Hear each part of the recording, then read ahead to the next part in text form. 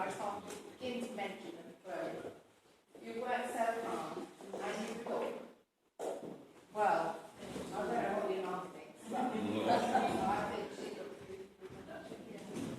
She does. Well, they all do. Bridesmaids. David, there's something that I just said, brushed up.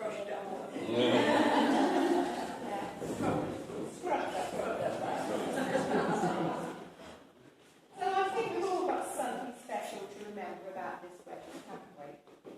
And I've been asked to do this little speech about David and Chloe. I'm not sure whether I was first or second choice, or whether somebody said, no, I'm not going to do that. They will get joy. Anyway, it's a privilege, actually, to do this. Excuse me, I've got enough notes.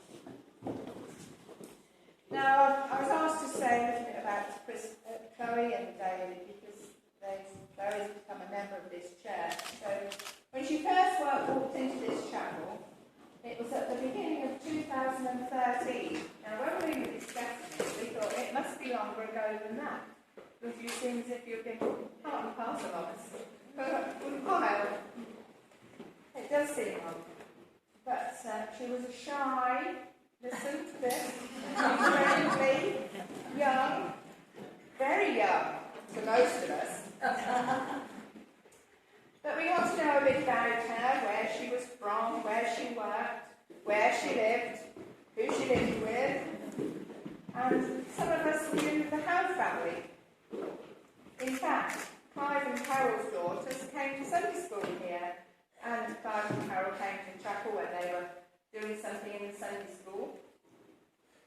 And we soon sussed then that David and Clive had lived in a house in Spring Gardens, and my brother lives there now, so there's a little bit of a connection there.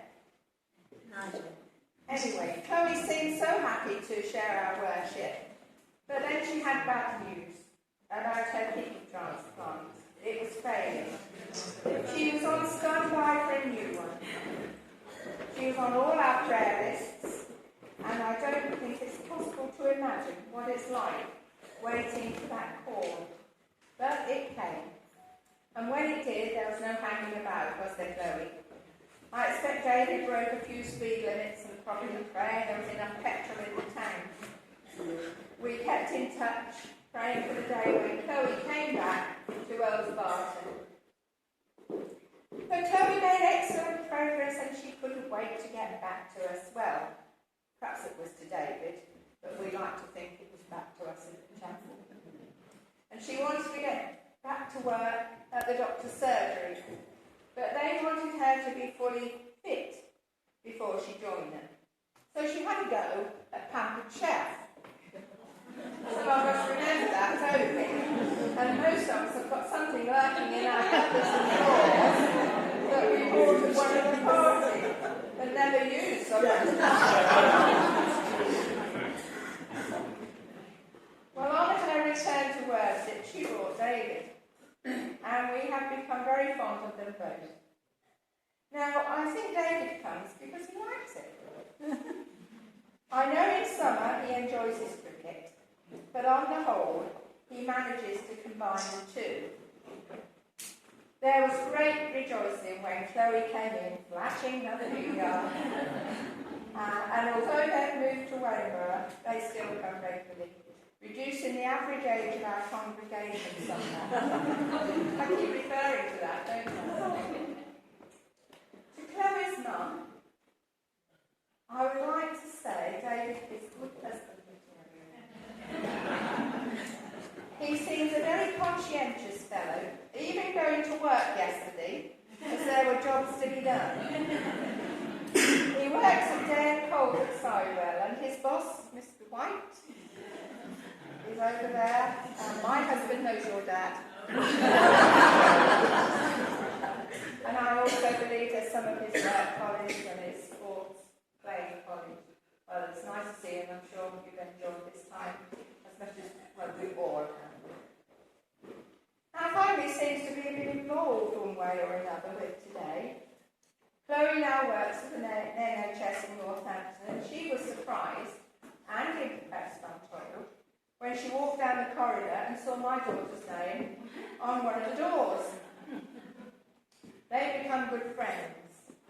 And Lucy's daughters, my granddaughters, have been busy too. Eloise was on the door with me, and she was the one that did the invitations, designed the invitations, and Sophie, the youngest daughter, is the photographer. I think she's doing that for GCSE. She probably has finger aches with all that cooking. One of Chloe's specialities are her wonderful cakes. They're not for the faint-hearted, or if you're on a diet, because they involve lashings of cream and exotic fruit. And how David keeps his figure, I don't know. Perhaps he has stronger willpower than most of us. And let's face it, this wedding cake creation was a masterpiece. Well done, Chloe.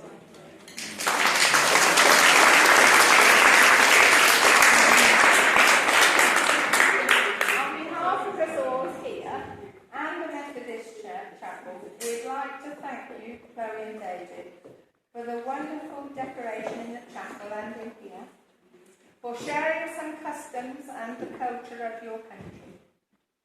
We have many special touches to admire and remember. We count it a privilege to have shared this time with you and to have met your family over this wedding breakfast. You're soon to depart for a more intimate meal with your immediate family. So we wish you a very happy time there, and may you all who have travelled have a safe journey home.